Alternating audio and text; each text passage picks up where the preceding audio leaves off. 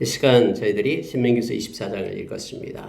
24장 역시 생활의 법에 대해서 모세를 통해서 하나님께서는 이스라엘 백성에게 가르칩니다. 아직까지 가나안 땅에 들어가지 않고 이제 가나안 땅 들어가기 2개월 전에 이들이 가데스 바네아 즉 모란 평지에 모여놓고 모세가 지금 하나님의 말씀을 가르치고 있는 내용입니다.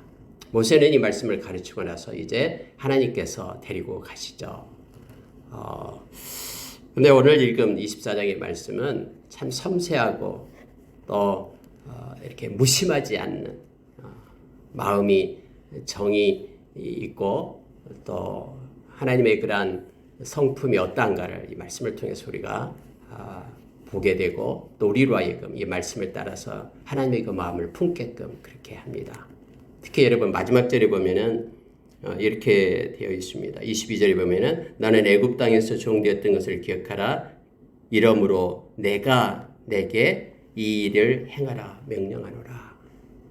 내가 하나님께서 너희에게 이 일을 행하라라고 명령한다. 해서 하나님의 명령임을 이렇게 섬세한 하나님의 명령이 있음을 우리로 하여금 알게 합니다. 그래서 여러분 24장을 읽을 때에 하나님의 마음을 우리가 부여받기를 원합니다. 우리가 이 세상 살아가면서 의의 무기가 있다라고 고린도후서 6장 6절 7절에서 우리에게 가르쳐주죠. 그래서 8가지 하나님의 백성만이 가질 수 있는 무기 중에 자비함이 있습니다. 그러니까 하나님의 백성의 마음 가운데는 하나님이 주신 마음, 하나님의 그 마음 자비함을 가지고 살아라라고 이것이 너희들에게 의의 무기가 된다라고 가르치죠. 가장 먼저는 깨끗함, 그리고 지식, 하나님을 아는 지식은 너희에게만 있다. 하나님을 아는 것이 곧 영생이다라고 요한복음 17장 3절에서 가르쳐주고 있잖아요. 그리고 오래 참음이 무기다. 그리고 자비함이 무기고요. 성령의 감화가 무기가 되고 거짓 없는 사랑이 무기가 되고 진리의 말씀이 무기가 되고 너희들에게는 하나님의 능력이 있다 해서 이 8가지를 말하면서 바울 사도가 이것이 의의 무기다. 이 세상을 하나님의 백성이 살아갈 수 있는 의의 무기다라고 가르칩니다. 오늘 이 말씀을 통해서 하나님의 그 긍휼과 자비가 우리의 마음 가운데 있기를 원합니다. 이것이 이 세상을 살아가는 하나님이 주신 무기로 아름다운 삶을 사는 저와 여러분 되기를 원합니다. 여러분 24장 가장 먼저 나오는 게 뭐냐면은 이제 이혼과 재혼에 대한 내용이 나옵니다. 그때 당시도 이처럼 이혼이 많았고요. 여자가 요구해서 이혼을 한 적은 없습니다.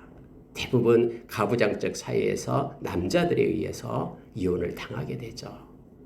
그래서 우리가 이 앞전에 봤듯이 그 처녀성을 나타내는 그 자리 옷 이것을 갖다가 이 여인은 가지고 있는 거예요. 왜요? 언제 이혼 당할지 모르니까. 이혼 당하면은 그거 없다 그러면은 때로는 악할 때는 그 남편이 악할 때는 돌 맞아 죽을 수도 있거든요.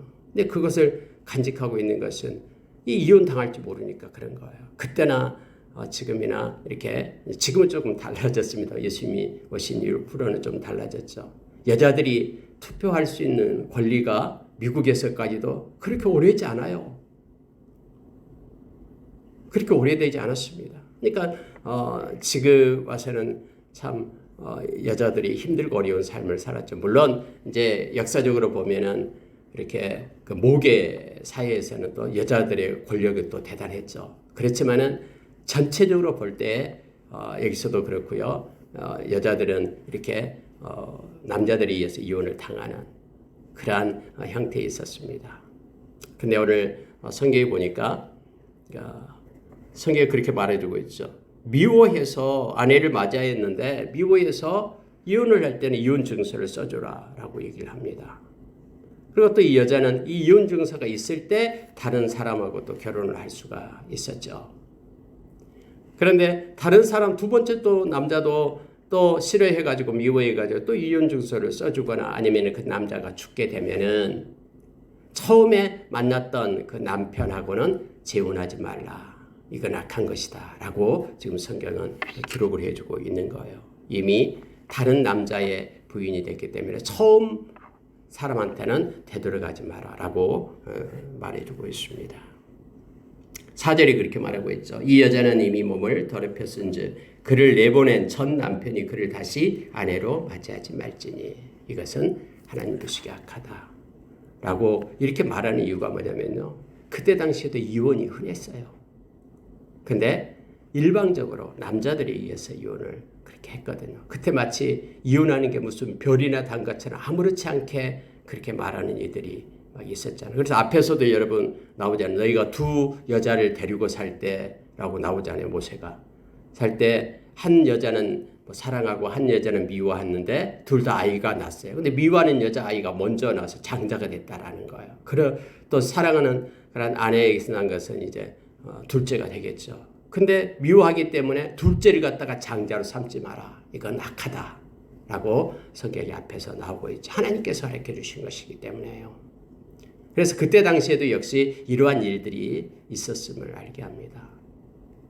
오늘날에도 많은 그런 이러한 일들이 있습니다만은 여기서는 다시 보냈던, 그리고 다른 사람의 그런 부인이 됐던 사람을 다시 데리고 와서 재혼을 하지 말라라고 지금 말하고 있는 거예요. 물론 이제 이혼을 했던 여인이 다른 남자를 만나지 않고 혼자 있다가 다시 합하는 것은 뭐 상관이 없습니다. 그러나 성경에서는 그것은 하나님 앞에 가증한 것이다 라고 말하고 있으면 보게 됩니다. 예수님이 이 문제를 가지고 말씀을 한 적이 있죠. 복음서에서요. 그래서 모세는 너희들이 악하기 때문에 이혼 증서를 써서 줘서 그렇게 해라라고, 헤어져라라고. 어떤 남자는 이혼 증서도 안 써주는 거예요. 그러면 이 여인은 어디 갈 데가 없는 거예요. 그때 당시에는 뭐 이렇게 경제력이 있는 것도 아니고요. 그런데 너희들이 악하기 때문에 모세가 이혼 증서를 써서 주라고 했다. 그러나 나는 너희들에게 말한다 하면서 하나님께서 허락해 주신 것들에 대해서 하나님을 생각함으로 인내하면서 그렇게 살 것을 말하고 있는 것을 보게 됩니다. 가늠한 외에는 그래서 그렇게 헤어지지 말아라고 말하는 것은 그들이 악하기 때문이다라고 성경은 말해주고 있는 것이죠. 여러분, 그러면서요, 이 아내를 맞이하였으면 이 앞전에도 나왔었죠. 군대에서 전쟁을 벌이기 전에 돌려보내는 사람들이 있잖아요. 예를 들어서 집을 막 건축하다가 아직까지 낙성식을 안 했어요. 그 사람 돌려보내라. 싸우지 말게 하고. 아내 결혼을 했는데 이렇게 약혼을 하고요. 결혼을 했는데 그 결혼한 남자 돌려보내라. 여기서도 말합니다. 결혼을 했으면은 나오죠. 아내를 맞이하였으면 그를 군대에 내보내지 말아라. 그러면서 성경은 이렇게 말하죠. 아무 직무도 맡기지 말고요. 1년 동안 한가하게 그렇게 행하게 해라. 그래서 그가 맞이한 아내를 즐겁게 해라. 이렇게 섬세하게 배려하는 그런 내용이 나오고 있음을 보게 됩니다. 또 여러분 포도원을 갖고 왔는데 아직까지 포도 한 번 따먹지 못했어요. 그 사람도 돌려보내서 전쟁에서 죽지 않도록 그가 열심히 일하는 것을 맛을 볼 수 있도록 그렇게 하게끔 하나님께서 말씀으로 명령을 하시죠.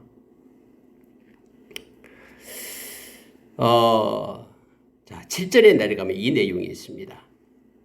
사람이 자기 형제 곧 이스라엘 자손 중 한 사람을 유인하여 종으로 삼거나 판 것이 발견되면 그 유인하는 자를 죽일지니 이같이 하여 너희 중에서 악을 제할지니라. 여러분, 속여서 그를 끌고 와서 종으로 삼는 거예요. 요즘에 여러분 매스컴에도 그런 거 나오잖아요. 자, 그 조금 지적으로 떨어진 애들을 붙잡아다가 노예 삼아서 막 10년, 20년 막 자기 일을 시키고 임금도 주지 않고 겨우 먹고 살게끔만 하면서 이런 노예, 오늘날도 현대판 노예 이런 매스컴도 보고 하잖아요. 하나님은요, 이렇게 부당하게 행하는 것을 너무 싫어하시죠. 하나님은 공의 하나님이고 심지어 죽이라라고 말합니다. 유인한 자를. 특히 옛날에도 유괴범이 있었어요. 오늘날도 유괴범이 있었지만. 그래서 유괴범들에 대해서는 사형을 집행합니다. 오늘날도 그 자식 몰래 훔쳐가가지고 그 어머니가 평생 자식 찾는다라고 다 일손 버리고 직장 버리고 막 찾으러 다니잖아요. 자기 자식 없어졌다 생각하면은 어떻게 삶을 살아갈 수 있습니까? 그때 당시에도 이렇게 유괴를 한다거나 유인을 해서 그렇게 속여서 해를 끼치는 자 발각되면은 반드시 죽여라. 라고 하나님께서 엄히 말하고 있습니다. 요즘에 보이스피싱이니 해서 막 시골에 있는 그 할머니 할아버지들 그냥 자기 자식 그 이름 대면서 붙잡고 있다 하고 또 지금 무슨 일이 일어났다고 해서 얼마를 보내라 그렇지 않으면 어떻게 된다 막 벌벌벌 떨면서 와서 노인들 막 자기가 가지고 용돈 모아놓은 것들 다 막 훔쳐가고 그러잖아요. 악한 것들이요. 이렇게 거짓되고 속이는 것은요 하나님께서는 너무너무 싫어하거든요. 그렇지 않는데 이렇게 거짓 증인 세워가지고 죄를 뒤집어 씌워가지고는 억울하게 살게 하는 거예요. 공의의 하나님은 이걸 못 보는 거예요. 그래서 반드시 거기에 대해서 하나님은 이렇게 대가를 지불하십니다. 하나님의 심판이 반드시 있음을 성경 말하고 있죠. 요한계시록 21장 8절에서 그래서 마지막에 말하고 있는 것이 바로 뭐냐면 거짓되게 행하는 자, 거짓말하는 자, 그는 성 밖에 있을 것이다 라는 거예요. 또 불못에 던져지게 될 것이다 라고 말하고 있으면서 예수님은 거짓의 아비가 누구냐? 바로 너희들의 아비 사탄이 아니냐라고 이렇게 책망했던 것을 보게 됩니다. 속여가지고 뭔가 나에게 유익을 얻으려고 하는 것 하나님 너무너무 싫어합니다. 거짓된 혀를 하나님은 싫어한다라고 말합니다.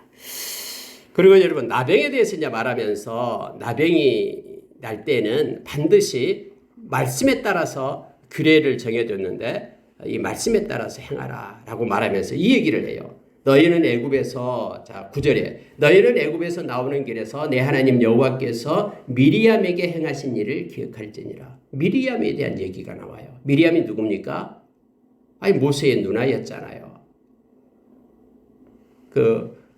모세의 어머니 요게벳이 모세를 낳고 물론 미리암을 먼저 낳고 그 다음에 아론을 낳고 3년 터울러요. 그 다음에 모세를 낳았어요. 아론을 낳을 때까지는 그런 법이 남자아이를 죽이라는 법이 없었거든요. 근데 모세를 낳을 즈음에는 남자아이를 다 나일강에 던지고 죽이고 사내아이는 다 죽이라라는 그런 법이 있었잖아요.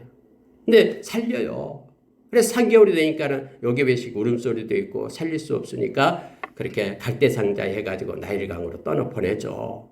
하나님께 맡기면서요. 근데 이것이 갈대상자를 따라갔던 이가 누구냐 바로 이 미리암이었잖아요. 어떻게 된가 동생이. 그런데 뭡니까 바로의 공주가 목욕하러 올 때 하나님은 그 기가 막힌 타이밍을 설정을 하죠. 그래서 나일강가에 있는 갈대상자를 보게 하고 미리암이 막 달려가요. 이 아이에게 젖을 줄 유모를 원하십니까? 해서 자기 어머니 요게벳을 갖다가 아이를 키우게끔 돈 받고 키우게끔 그렇게 하잖아요. 그 미리암이에요. 그래서 남달라요. 이 모세에 대한. 근데 여러분 미리암이 다음에 미리암도 선지자들 그랬잖아요. 홍해를 건너고 나서 하나님을 향하여 소고를 치면서 찬양하는 장면이 나오잖아요. 선지자 미리암 하면서 출애굽기 15장에서 나오고 있습니다. 그런데 다음에 모세의 아내 십보라가 죽어요. 광야길에서. 그래서 모세가 자기 아내를 한 명 취하죠. 구스 여인을 취해요. 구스 여인. 즉 흑인이죠. 구스 여인. 그러니까 아론하고 미리암이 이걸 갖다 비방하기 시작한 거예요.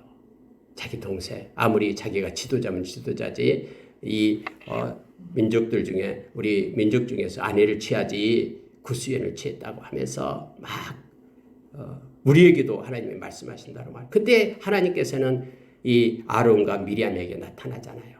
그러면서 그들을 꾸짖어요. 너희들이 감히 내가 세운 모세를 비방하느냐. 물론 자기들의 눈으로 봤을 때는 이 모세가 마음에 들지 않는다라는 거예요. 자기들이 원하는 그러한 아내를 취했으면 좋겠는데 저기 구스 여인을 취하니까요. 그래서 근데 하나님께서는 그 얘기에 대해서 모세를 책망한 적이 없어요. 그러면서 이 미리암을 갖다가 책망하잖아요. 자기 동생을 갖다 비방했다라는 거예요. 그래가지고 미리암이 문둥병에 걸려버리죠. 그래서 모세가 기도하니까 그러면은 미리암을 진영 밖에 있다가 일주일간 있다가 깨끗하게 되면은 의식을 치르고 들어와라 라고 얘기했죠. 이스라엘 백성이 막 행진하다가 미리암 때문에 일주일 동안 그 자리에 머물러 있는 거예요. 밖에 있기 때문에요. 그래서 지금 그 얘기를 하고 있는 거예요. 애굽에서 나오는 길에서 내 하나님 여호와께서 미리암에게 행하신 일을 기억할지니라. 심지어 선지자 미리암도 문둥병에 걸렸을 때 그냥 가자라고 아니라 진영 밖에 나가서 규례대로 일주일간 있었다라는 거예요. 그렇기 때문에 하나님께서 정해준 그 규례를 너희들도 잘 지켜라 하면서 모세가 미리암을 통해서 그렇게 그들을 교훈하고 있음을 보게 됩니다. 여러분, 하나님의 말씀은 누구는 지켜도 되고 누구는 지키지 않아도 되고 이게 아니에요. 그래서 특히 야고보 선생님은 너희가 선생 된 자, 선생이 많이 되지 말라 이렇게 말하고 있죠. 왜요? 선생 된 자는 자기가 가르친 걸 자기도 지켜야 되잖아요. 바울 사도가 로마서 2장에서 그렇게 말하죠. 너희들은 다른 사람을 가르치면서 왜 너 자신은 가르치지 않느냐. 바울 사도는 내가 매일 죽는다라고 말하죠. 하나님 앞에서요. 내가 매일매일 나를 쳐서 복종시킨다라고 말하고 있습니다. 왜냐하면 내가 가르친 말을 다른 사람 듣고 그것 때문에 하나님의 은혜 가운데 있게 되는데 나는 행여나 내 자신을 쳐서 가르침이 없어가지고 나는 그곳에서 떨어질까 봐 매일매일 내가 죽노라 하면서 자기 자신도 말씀으로 쳐서 가르치고 있음을 보게 됩니다. 이것이 중요해요. 우리가 먼저 믿는 우리들이 물론 생명의 통로가 될 수 있습니다. 돼야 됩니다. 하나님의 예수 그리스도의 제자가 되어서요. 그러나 제자는 자기가 먼저 행하면서 다른 사람에게 예수 그리스도를 소개하는 이들이죠. 자기는 행하지 않으면서 남에게 행하라고 말해서는 안 됨을 알게 합니다. 그래서 미리암도 이런 일을 했기 때문에 너희들도 꼭 하나님의 말씀을 순종하면서 행하라라고 말하고 있음을 보게 됩니다. 여러분, 애나 지금이나 부자가 있고 가난한 사람이 있어요. 그런데 예수 믿는 사람들이 부자가 되면은 이제 가난한 사람들이 와서 좀 꾸러오잖아요. 왜냐하면 당장 먹을 것이 없으니까 꾸러와요. 뭐 손님이 왔는데 아니면은 먹을 것이 없는데 좀 빌려달라라고 꾸러옵니다. 옆집에서요. 그러면 그럴 때 너희는 이렇게 하라라고 오늘 말합니다. 그냥 꾸어주지 않고 전당물을 맡겨야지만 꾸어주잖아요. 그런데 뭔가 꾸러봤을 때 그 전당물 담보물을 네가 설정하지 말라라는 거예요. 막 그 집에 들어가서 돈이 될 것 같은 거 여기다 딱지 붙이면서 이렇게 담보물을 갖다 취하지 말라라는 거예요. 나는 밖에서 기다리고 있고 꾸은 사람이 이것이 제 담보물입니다라고 말할 때 그것을 받으라라고 얘기하는 거예요. 주장하지 말라라는 거죠. 그거 다 너 거 아니기 때문에 하나님이 공급해 준 거기 때문에 그 자세로 무시하면서 너에게 구하려고 빌린 자들 갖다가 마음 상하게 하지 말라라는 거예요. 그래서 빌리러 온 사람이 담보물이라고 내어주면 그것 가지고 있어라. 그런데 그 담보물도 오늘 말하죠. 그것이 대부분 담보물이요. 옷이에요. 옷. 자기가 입고 다닐 옷. 그런데 그거 해가 지기 전에 가난한 자에게 돌려줘라. 설사 돈을 갚지 않는다 해도 그거 돌려줘라라고 말합니다. 그러면은 그가 그 옷을 입고 따뜻하게 밤을 지내면서 그가 너를 축복할 것이다. 하나님 감사합니다. 저 관용이 있고 너그러운 사람 담보물을 돌려줘서 내가 따뜻하게 오늘 밤을 지낼 수 있게 해주셔서 감사합니다. 라고 하나님께 기도할 때에 하나님은 그 기도를 듣고 너에게 만복으로 축복해 주겠다. 라고 지금 하나님께서 말씀하고 계신 거예요. 정말로 살아계신 하나님을 믿는다 그러면은 이 말씀대로 섬세하게 배려하는 그런 삶을 살아라라고 하나님께서 가르치고 있습니다. 여러분, 팔레스타인 지역은요, 일교차가 심해요. 그래서 사막 지역이 있고 그러잖아요. 그쪽에 가면은. 그러니까 낮 기온하고 밤 기온이 차이가 많이 나요. 밤에는 막 추워요. 그래서 만약에 덜덜덜 떨면서 자기 옷을 담보물로 가져가는데, 왜냐면 먹고는 살아야 되니까. 그 극한 상황까지 간 거예요. 그런데 담보물을 가지고 안 갚는다고 옷을 돌려주지 않으면 막 밤에 추워서 덜덜 떨 거 아니에요. 그러면서 하나님 앞에 부르짖으면은 너에게 죄가 있다. 그 담보물을 취한 자에게 죄가 된다라고 말을 하고 있는 것입니다. 그러니 가난하고 소외받고 힘든 고아와 가부 그리고 객에게 나그네에게 나는 관용을 베풀라라고 지금 하나님께서는 말씀하고 있는 것을 보게 됩니다. 자, 여러분 13절 한번 보십시오. 그가 가난한 자이면은 하면서 13절에 해질 때의 그 전당문을 반드시 그에게 돌려줄 것이라. 그리하면 그가 그 옷을 입고 자며 너를 위하여 축복하리니 이 일이 내 하나님 여호와 앞에서 공의로움이 되리라. 라고 성경은 말해주고 있습니다. 여러분, 비난한 사람이 있어요. 비난하다라고 말을 할 때는 아무것도 없는 자다라고 말하죠. 특히 우리가 신앙에 있어서 비난한 자가 되면 안 됩니다. 오늘 성경에 말하고 있는데 14절에 공궁하고 비난한 품꾼에서 비난한이라는 단어가 나와요.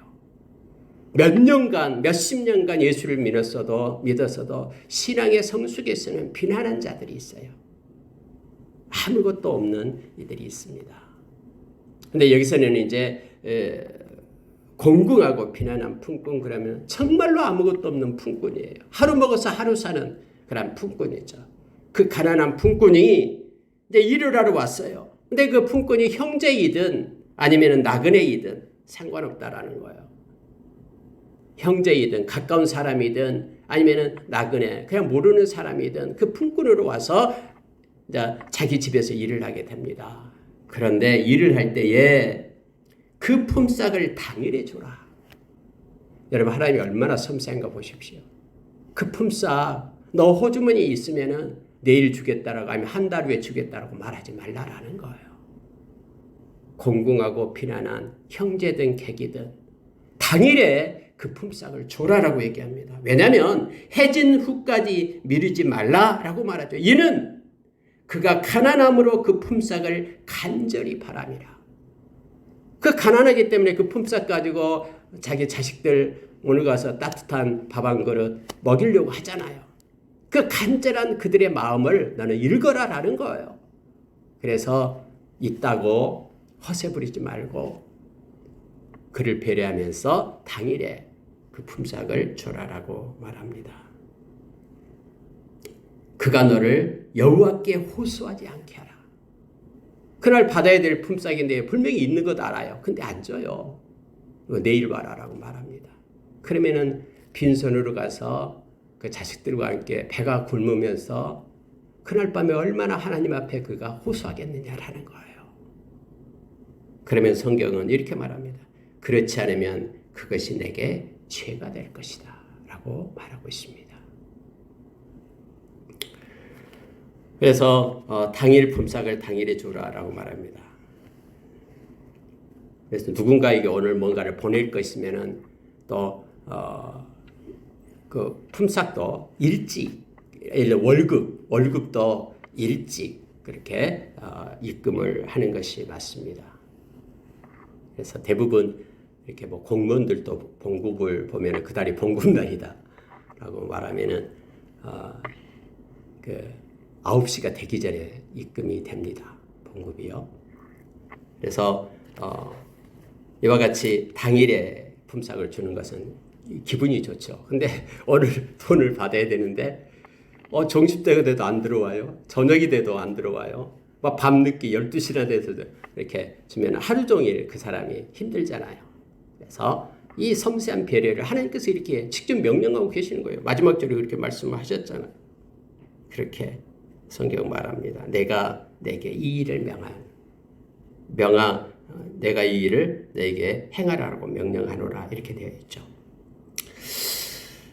자, 여러분, 성경에서는요, 아버지가 죄를 지었다고 해서 아들이 그 죄값을 받게끔 하지 않습니다.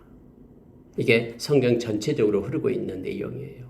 그래서 우리가 잘 아는 모세를 반역하고 아론을 반역하고 일어났던 고라가 있잖아요. 근데 고라의 자식들은요, 죽지 않았어요. 아버지 일에 가담하지 않았던 사람은 죽지 않고요. 가담한 사람만 땅이 벌려가지고 그가 죽게 되는 것이죠. 아버지가 이렇게 신 것을 먹었는데 아들이 이것이다라고 말하지 않는다라는 것이 성경에서 말하고 있는 연자제를 얘기합니다. 근데 많은 근동각처에 있는 나라들은 연자제가 있었어요. 아버지가 잘못하면은 그 막 친척까지도 다 몰아가지고 막 죄를 묻고 그러잖아요.